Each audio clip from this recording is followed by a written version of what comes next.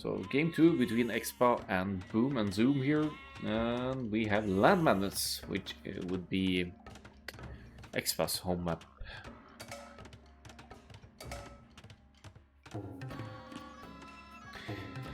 Interesting choice. They didn't succeed very well on Arena, fell behind in Boom and everything. Maybe not the master boomers like overall here.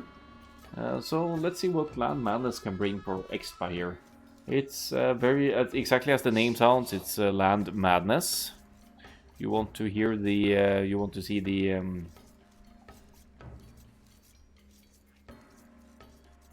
mobility being played on this map, because it's just a pain in the ass to wall some of these areas here. This great terrain here cannot be built upon, so you cannot simply place a town center here once you reach the cast age.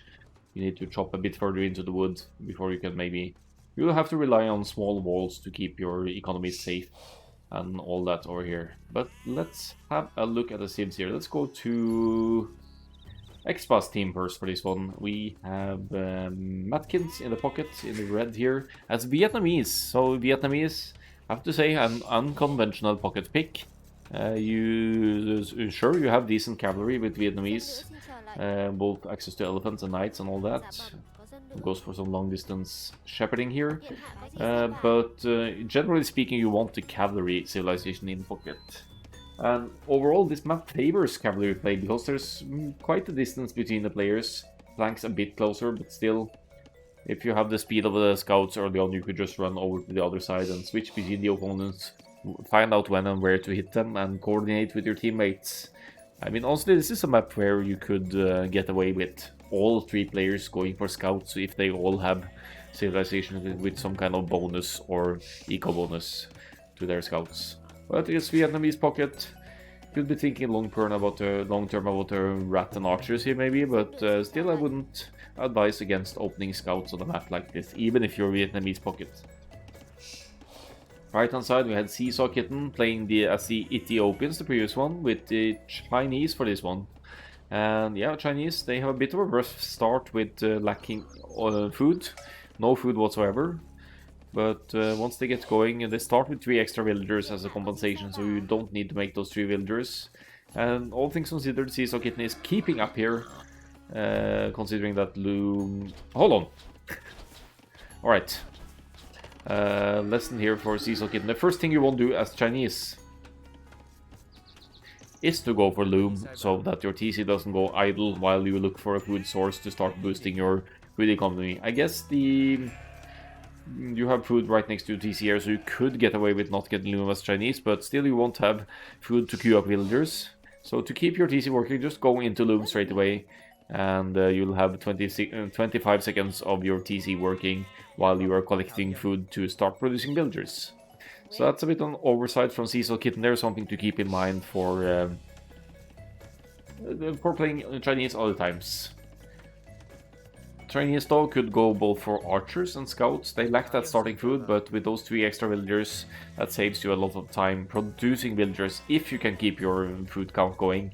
And then you'd have you could essentially go up at 23 population with Loom at the same time as other players going for 21 or 22, if you're efficient enough. Seesaw Kitten seems to have lost a bit of that lead though with Curvely now, with and Tortilla Monster with the villager leads here. Finally though, for Expa here we have Turks for Vuza Vuza in the blue. Oh, Turks, their scouts line, they hold up very well against Archer's fire, so let's see what the other team brings. There's Ethiopians on the other flank here, so maybe Turks aren't that half bad of a pick. Should be opening scouts here, in my opinion, especially if they know that they are up against the Ethiopians.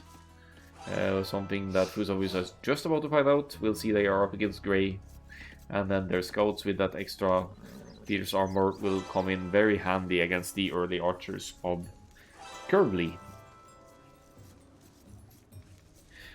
Now for the other team, let's go to Fighting Bones in the pocket position here. More conventional pocket pick here, I would say, with the Franks. Solid pick overall, mobility, some of the best cavalry units in the game. You get 20% hit points on your scouts or stable line units starting in feudal age, so you'd have scouts with 54 HP instead of the generic 45. And looks like that's what Fighting Bones is aiming for here as well, dropping the barracks now, and will be assembling food to the best of their ability to go for a scout rush here with Franks, I'm sure. Committing rather heavily to the base, not eating sheep, and dropping some farms, which is questionable, but they're working on the food count alright, and will be going up soon enough. Right hand side of Fighting Bones, we have Tatars flanked here for the Tortilla monster. For the Tatars, the sheep last longer, or they provide 50 more food. So that gives them a nice and early food eco bonus there. That is essentially...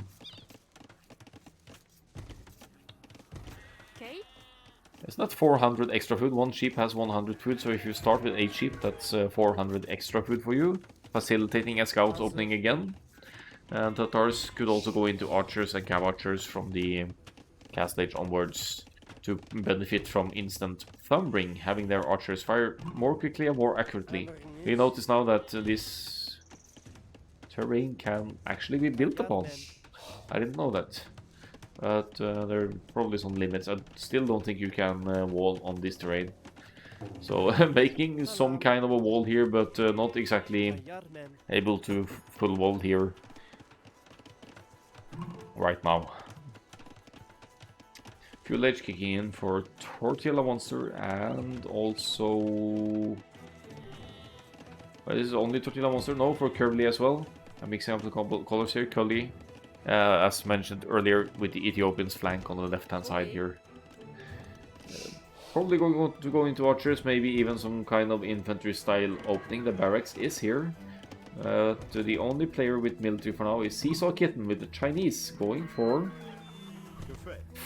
militia into probably men at arms here. That's a peculiar choice by Chinese, considering that they lack starting wood and food. That's a bit of a commitment, but right now it seems to pay off, because they will be running into the core economy on Tortilla Monster here. And another tip for Seesaw Kitten: if you're running into a player likely to go scouts, you want to hit their food sources. You see the militia run straight past the foragers here and instead hit the wood line. Could be that the Seesaw Kitten is expecting some kind of archers play by the Tortilla Monster here, but still getting some good value here by sending the militia forward and taking out at least one, maybe two scouts here.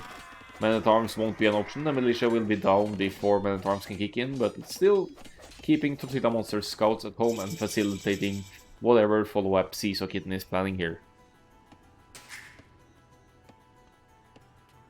There's wood enough for one range and a blacksmith at least, so could be the plan here. 5 on gold.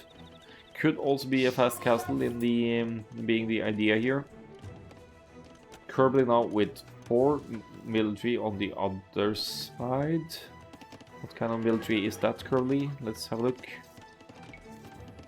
3 infantry, 1 cavalry. Alright, so there's some kind of...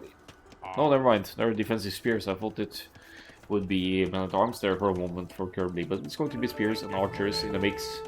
Good call against Turks, likely to go scouts. Your archers will suffer, but if you have spears in the mix, the spearmen can take care of the scouts.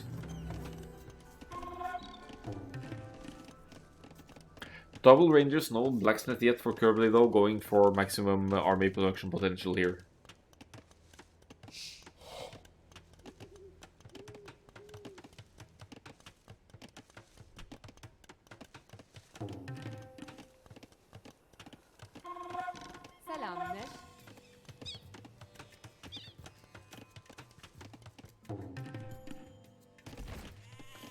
So, Tortilla Monster seems to have stabilized, didn't lose any villagers to that early offensive, I think.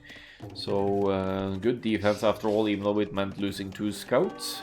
Now have 5 military forward for Tortilla Monster, going to send the scouts in to hit Seesaw Kitten's wood line here. Seesaw Kitten not struggling for any resources yet. And some layering on the other side as well. I'm not sure what's going on here. Some army coordination maybe.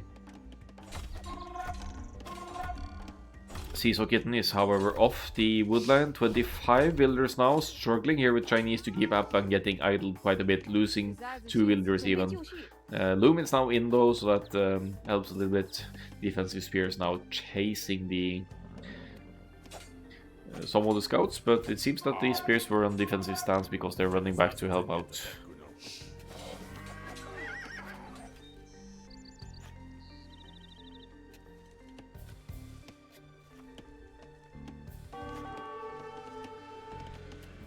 So what's going on the other side? Decent chunk of Ethiopians archers here now. We have Vietnamese archers all the way from pocket position as well, from Matkins, but no upgrades for either players. Matkins severely outnumbered here, unfortunately. 2 ranges for Curly. Let's see Matkins with 2 as well.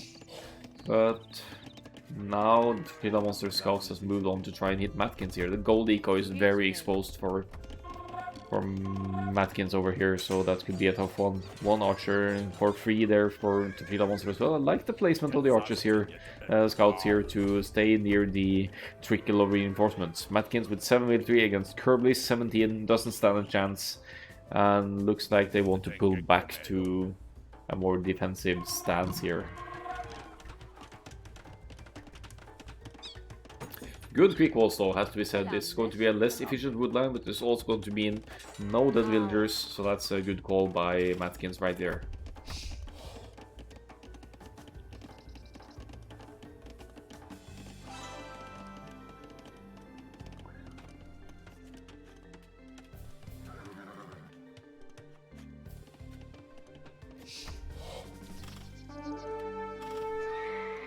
One scout down for Kerbly there, probably the one and only initial scout, but look at these massive units moving forward now. We have fletching and defense for the Ethiopians archers here now, and going to cripple Buzawuz's economy for sure.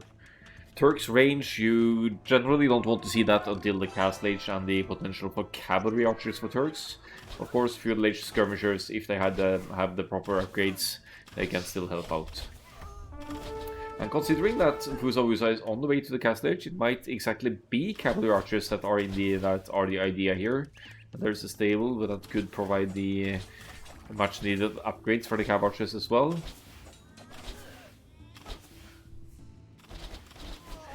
This will be a nice cleanup for Kerbly though, working together with the Tortilla Monster Scout, and meanwhile Fighting Bones is minding their own business, going to provide the knights any moment from the pocket position. Fighting Bones with 29 villagers, but 9 military total as well. Where are those guys? They're coming here as well. Some knights out on the field, lacking all of the defense upgrades. That's something to keep in mind when you're playing cavalry. You always, before you run out, especially against archer sims like Vietnamese, you want that +2 defense ideally with the knights. If you're going up against melee units, attack is a valid upgrade to get as well. But generally don't move out until you have at least the +1 or something, unless you have extreme numbers, but the army production doesn't seem consistent for most of the players here, so I can see how we want to send out a few, but still, when you know there are spears and archers on the field, you want to have some defense.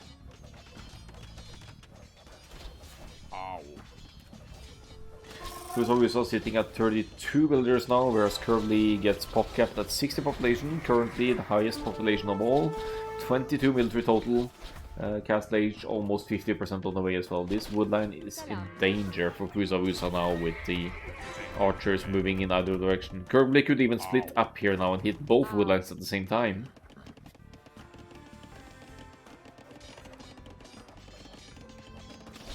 Looks like a triple offensive here from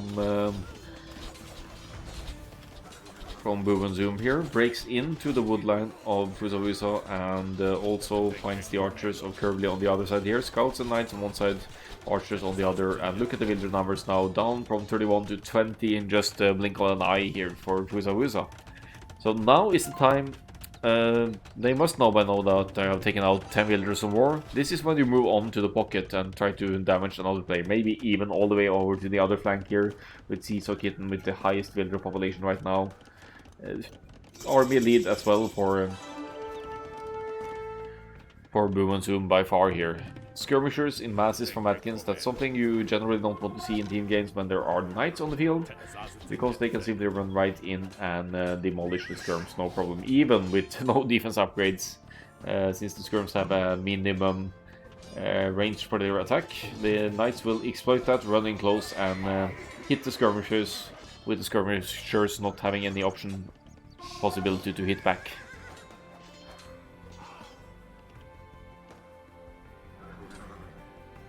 Seesaw Kitten providing some spears though, and look at the knight's HP now. If the Seesaw Kitten spears can get close enough, they even have upgrades +1 attack and defense, which is a bit peculiar of an investment, but it's certainly good for the long-term pikemen and eventually halberdiers.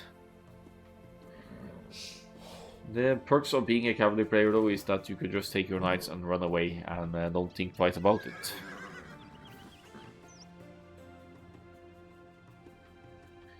Fighting Bones simply pulls back and to reunite with the rest of their knights back home.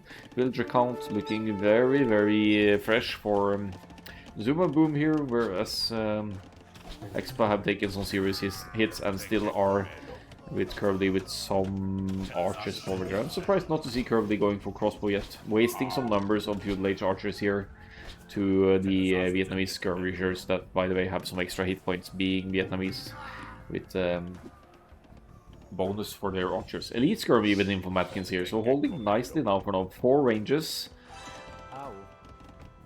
for Matkins, but way too few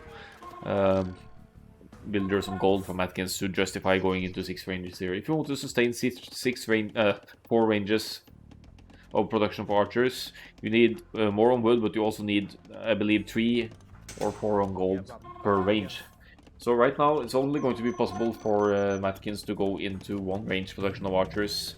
Also the food economy doesn't support multiple ranges production of skirmishers here, maximum 2 ranges that work at once as we see here. So if you think of it that way, with your current eco setup being Matkins here, you don't want to drop that 4th range, you want to preserve that 175 wood for army production instead, pikes or skirmishers, whatever you need. Tortilla Monster going full Cav Archer here now with Tatars. That's an amazing one to exploit on this map, because there are some mini hills here and there where Tatars can really shine with their extra 25% attack from hills. This one, for example, you could hit the woodline and the golds here and just snipe villagers like that with your numbers. I see the University for Tortilla Monster as well, meaning that ballistics probably is either just around the corner or has been researched already. On the left hand side, Curly will be needing some help from their pocket though. We'll be needing some Fighting Bones Knights forward here now, so as not to waste their own archers against enemy skirmishers here. And I believe I just saw a flare, so that's probably some team communication right there, but that was from Matkins' team. So Curly just pulls back, says no thank you, and garrisons all of the army inside of the town center instead. Here comes just 2 knights from Fighting Bones. I think that's more than enough to hold up against 8-9 skirmishers here. So good call by Fighting Bones not to overextend their army numbers on this side as well. 1 villager should go down here for Kirby. And we have the Turks, Knights and Light Cap on the field there.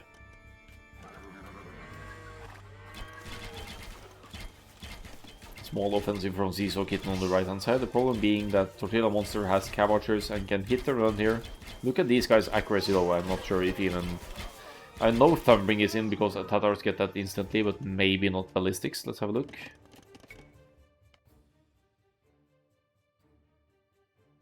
Where is the university here? There we go. Ballistics is in actually.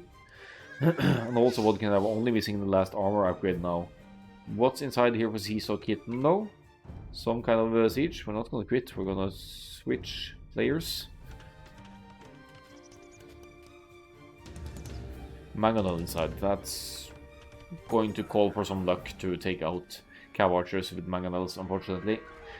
Whooping 24 Cavalry Archers forward for the Tortilla Monster now, and Seesaw Kitten mainly making pikemen.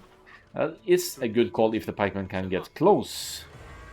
But cav archers can always just hit and run, so generally you never sacrifice cav archers to pikemen because they are not supposed to get close. In the middle, we still have mainly skirmishers investment from Matkins here, and barely even producing at all here now. Food and wood income, yeah, especially the wood income is worrying for Matkins here. Seems to have only one wood line working and 7 lumberjacks here. Let's look at Matkins stats. 10 lumberjacks, still way too few to sustain 4 rangers producing.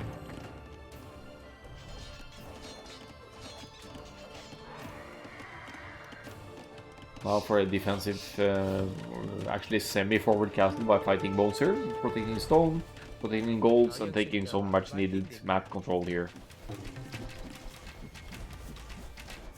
Tortilla monster at 95 builders, so an amazing boom here from the Tatars, which they can do with those extra sheep spawning under the TCs while they build them.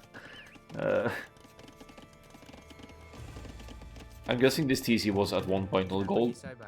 But right now the Tortilla monster has some idols, some idols to sort out here, and seems like they want to commit even further to... Wait, those are builders. Is that a forward castle? Now they're going to gold. Okay, but look at the equal setup here with Tortilla monster, well on the way to the Imperial Age. Still has cav archers in heaps on the field, being chased by pikemen and angry housewives here. They're even sending some tribute to their teammates, which is very nice, because Kirby has been under some pressure over here on this side. This castle, Frank's castle, somehow got denied actually, and now some Frank's Knights will be needed here from fighting bows. They have 34 military total, but chilling out at home for the most part, with just 3 or 4, okay, say 10 Frank's Knights here though. This would be an easy cleanup for fighting bones and Kirby working together. Kirby with the faster firing Ethiopian archers doing work here still though, is going to pick off most of the knights on their own, and that leaves fighting bones in a good spot to task all the knights to clean up whatever is left here. But with a bit better team communication here, Kirby would get away with this fight, not losing a single unit by sending the Frank's Knights in between. Little bit of a siege pusher, good lucky hit for Seesaw Kitten there, so getting a little bit of damage in on the cav archers, but the Tortilla monster MVP in terms of economy and to some extent military as well. Look at the numbers, almost 100 military now for Zoom and Boom, whereas Expa only have a collected 25 total.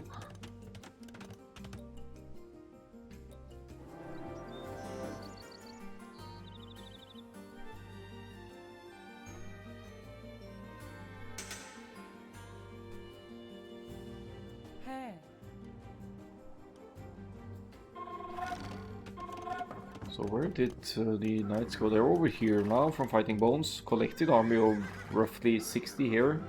Trebuchet forward as well for Tortilla monster. They're going to push Seesaw Kitten now. Not much action going on for the moment though, but that could of course, will of course change. We had some Chukadu here, so they found the gold of the Tortilla monster. Still 1000 gold in the bank for the Tortilla monster, except from losing villagers. Maybe a little bit needlessly here and falling behind 100 villagers again. The cav archers should be cleaning up this nicely. There are more hit points on the cav archers after all. And Chukunu, while being a great unit firing quickly, are outnumbered by far here by the cav archers.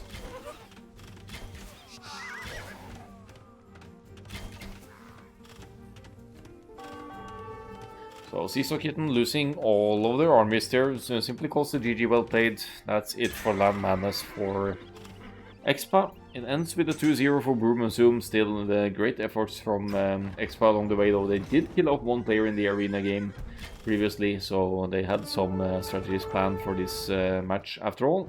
Resistance proves too tough from Zoom and Boom though, and it ends up with a 2-0 here for Boom and Zoom. Keep switching up the names, but Boom and Zoom is the correct one. So let's look at maybe the uptimes are the most of significance here. Seesaw Kitten going for the infant before with Chinese, you generally don't do that because it will be later than optimal given that Chinese start with less food and wood. Tortilla Monster with the fastest uptime here, going into the scouts, getting some nice early damage both on Seesaw Kitten and on Matkins. Whereas Curbly did get some great damage output from the early feudal age Ethiopians archers as well. Positive KD for the whole of Zoom and Boom and Zoom here, fighting bones with 42 to 5. Amazing KD there, actually, only losing 5 units. Tortilla Monster with the superior economy with the Tatars, and finally the uptimes here with Tortilla Monster being the only one in reaching the Imperial Age here.